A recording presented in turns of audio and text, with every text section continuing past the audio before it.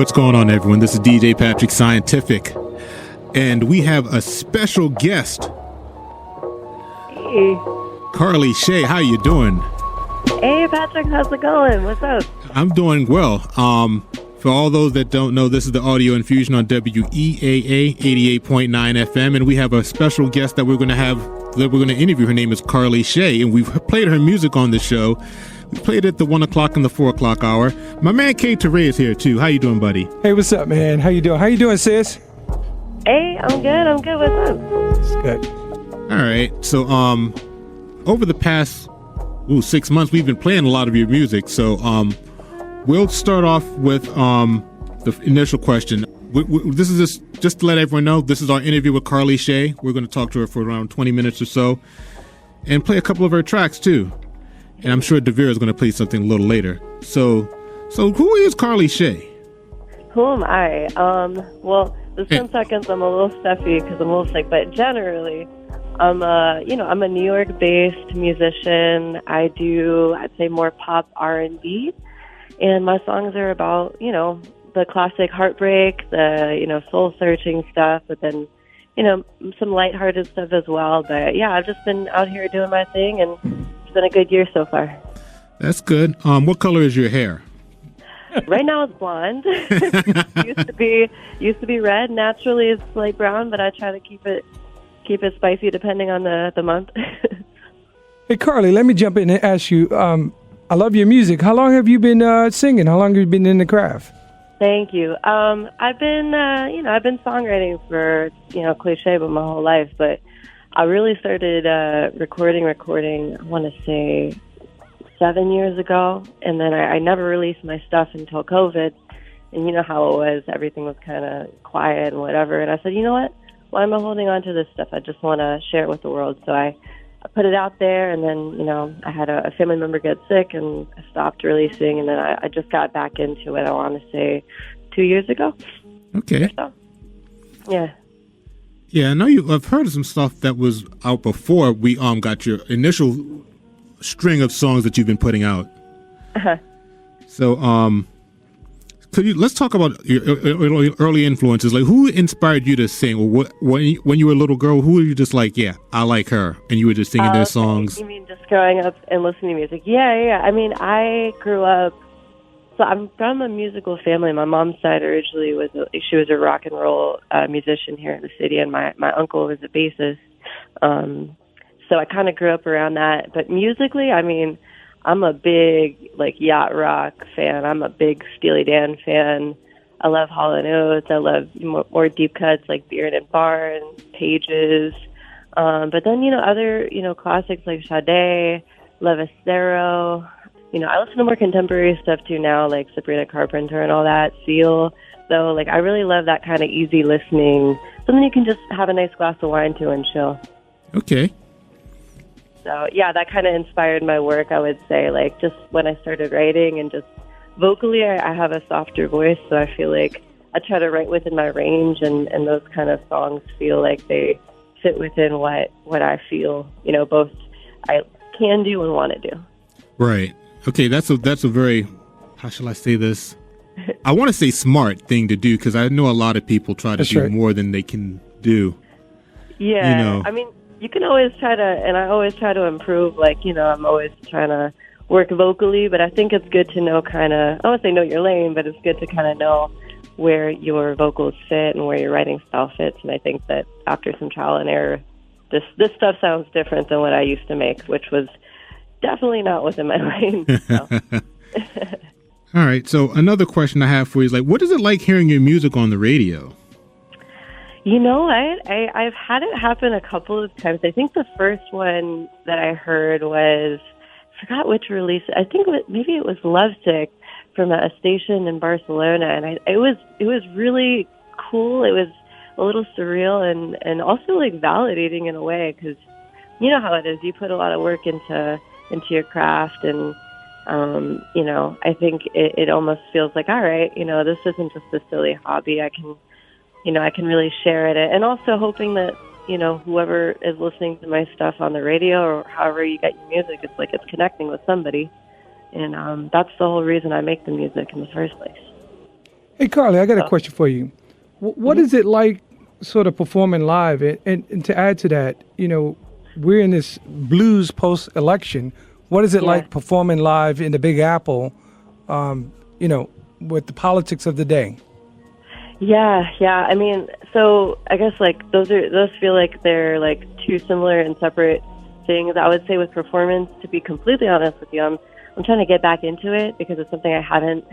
I've mostly focused as a recording artist, and this is the year really where I'm going to be performing more. But I guess to circle back to that, I think, talking about the state of the world right now, and not to assume, but I think a lot of people, including myself, are extremely upset with how things have turned out. But I think music and sharing music, whether that has political messaging or just positive messaging in a way, can bring people together in a community way. I think one of the beautiful things about performance and just collectively bringing people together is we spend so much time online, and there's so much, so much heaviness out there that if you can bring people together, to share a positive moment, but also to organize.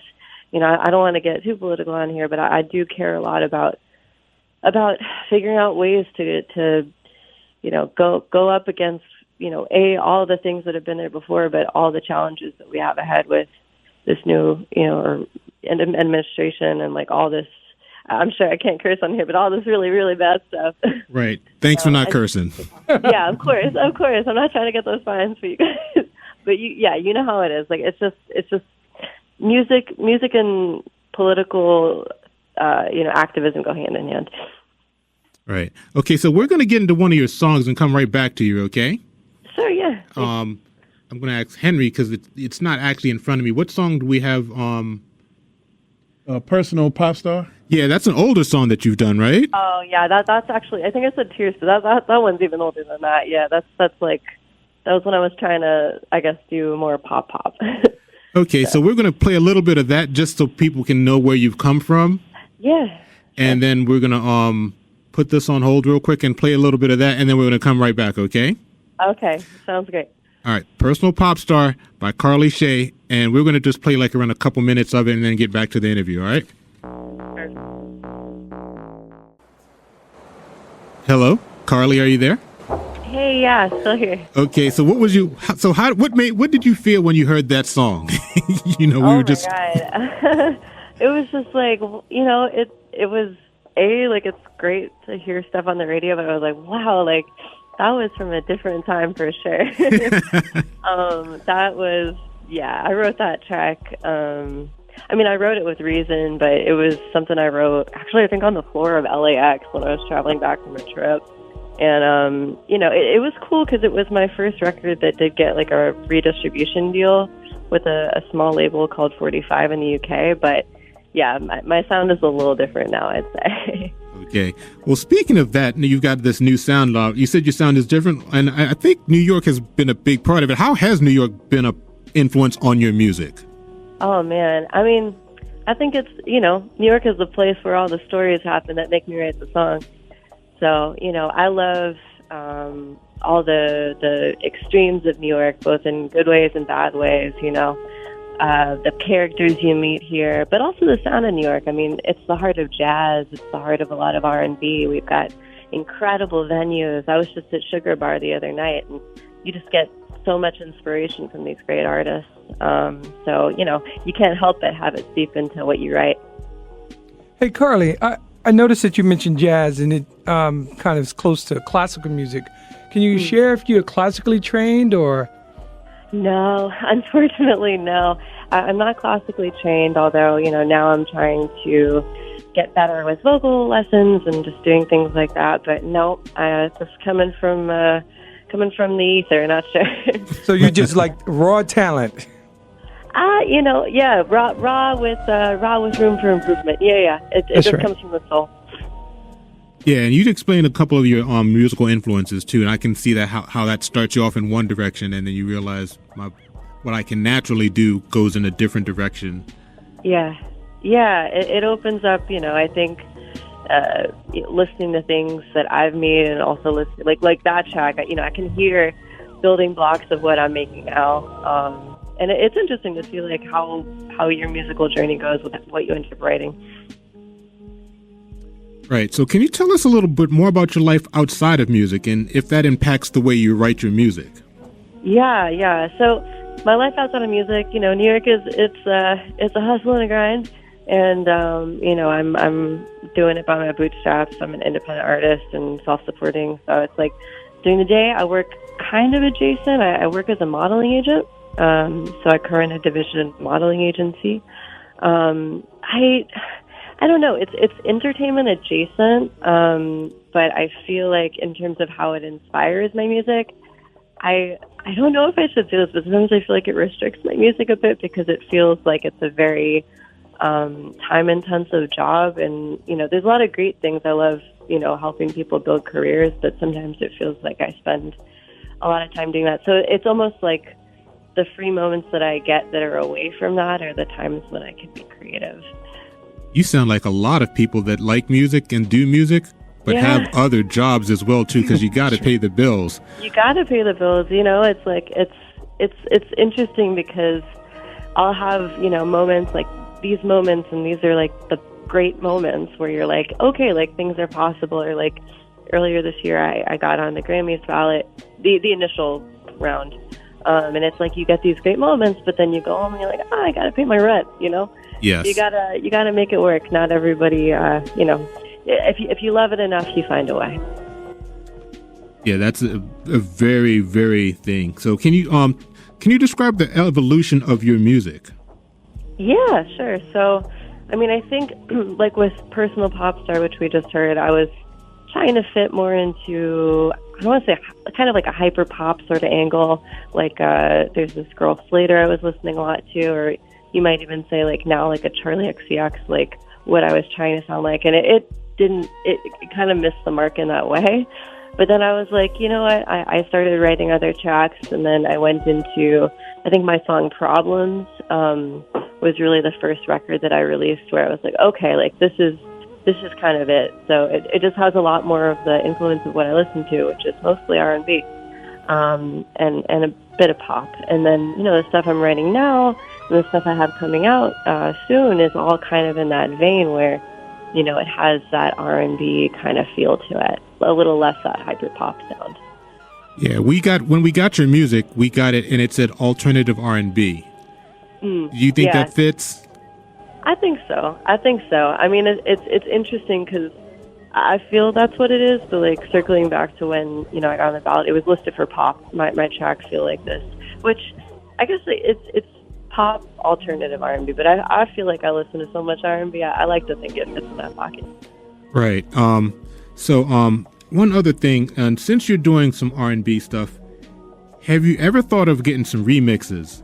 Especially house remixes, because we play a lot of house music on this show. There was a time when if you said, Patrick, name an artist that you play the most of, I would have to say Beyonce and Destiny's Child. Because Maurice Joshua, and this is in the 90s, did so many fantastic remixes. K. Teray's shaking his head like, that's right. Oh my goodness. And I remember talking to Maurice Joshua about that, and I was just like, man, you're the reason I listen to Beyonce. I mean, she's talented, but those remixes, and they were sending them to the station, to the hip hop show too. Big shouts out to Columbia for doing that. But I think we're about to play another one of your songs. And what's the song that's coming up, Henry? Problems. We just mentioned Problems. So here it is. This is WEAA 88.9 FM. Hey, what's up? It's Carly Shea, and you're listening to WEAA. So we've played your song again on the radio. So how do you feel again? Amazing. I appreciate you guys so much, for real. And I was asking you about remixes. What did we say about remixes again? Yeah, we were just talking about, the impact of remixes and if I've thought of doing them, and 100% yes. I mean, I think, it's something where I definitely am all ears, like, to collaborating with folks who have, like that kind of groovy house sort of sound. So if you know anyone, listen, I'm up to collab. Okay, so We'll talk later about that. I mean, Yeah. there's plenty of people in Baltimore that like doing house mixes. Here's an important question. This is for all the other people out there that are independent artists that are trying to make music. And this question, you're answering this question is going to help them. But I think this is a very important thing that people need to know. But what made you decide to get some professional promotion about your music? And big shouts out to Done Deal Promotions. Yeah, I was just about to say shout out to Done Deal because James and Daryl, everybody has been so great and so supportive. Honestly, I forgot what the exact saying is, but it's like, whatever you're spending on your music, you got to be putting in like tenfold if you can. So it's like on marketing, whatever you do budgeting wise, because you can make a great piece of art, but if you don't have a way to share it with the world, probably not going to hear it. So it's you got to work on your craft, make sure it's good, and if it is good, then make sure you got a way to put it out there. So it's very important. It's been a big game changer for me, I think, in terms of where I started with just kind of randomly releasing to having a bit more strategy now with the support of great guys like James and other folks. All right, so I'm sure you're going to be doing some other stuff. Kay Teray had another question. Can you name some of the producers that you work with? That you want to work with, I think. And that you want to work with, yeah, absolutely. Ooh, that I want to work with. That's good. I mean, this is like shooting for the moon, but I love Kitchenada, obviously. I love this guy, Young Franco. I think he's amazing.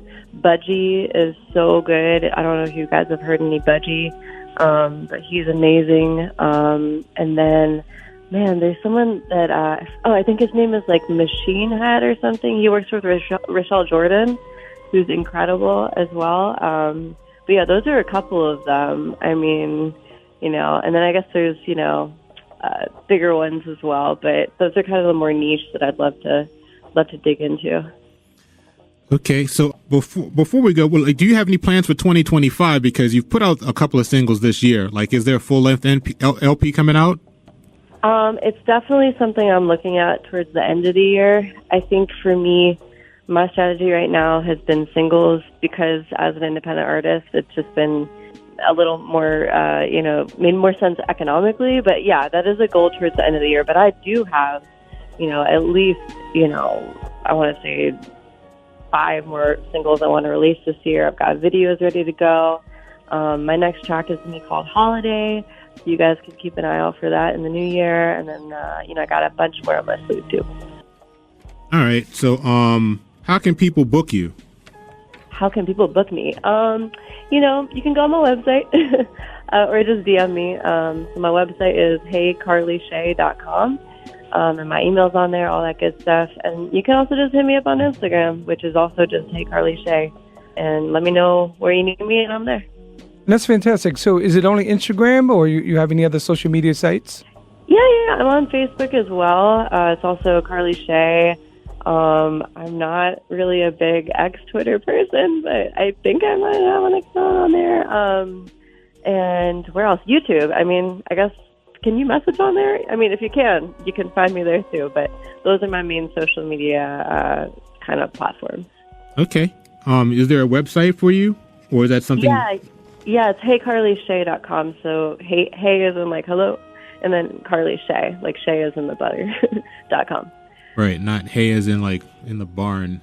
No, that's if I go country. We'll see. Maybe I'll make it. Who did that song, Hey is in the Barn? Crucial Conflict, right? Hey in the Barn. Yeah. Fab Five Freddy actually put that out too. He was behind that. I digress. Henry's over there laughing at me. Don't know why. I mean, I know Fab Five Freddy. I just never heard that track. I got one question for you.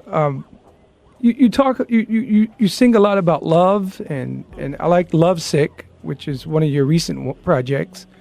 You got any suggestions about love and relationships for the 2025? Well, I'm the wrong person to ask. I mean, I don't know. I think that if you find real connection, go for it. I think relationships and love are really complicated things, and it depends on the two people who are in it or out of it. And I don't know. My advice is that I'm still figuring it out, but still looking for true love and writing about all the kind of semi-loves along the way. Okay, here's my advice for everyone out there for love, and it was given by Lil Louis in a song called "I Called You." He said, I had it in my head and I just lost it. I'm gonna get it back again.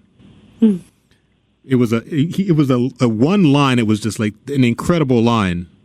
Oh, he said, I'm kind of paraphrasing it. He said, messing with love is like winning the lottery and throwing away the ticket to play again. It don't make sense.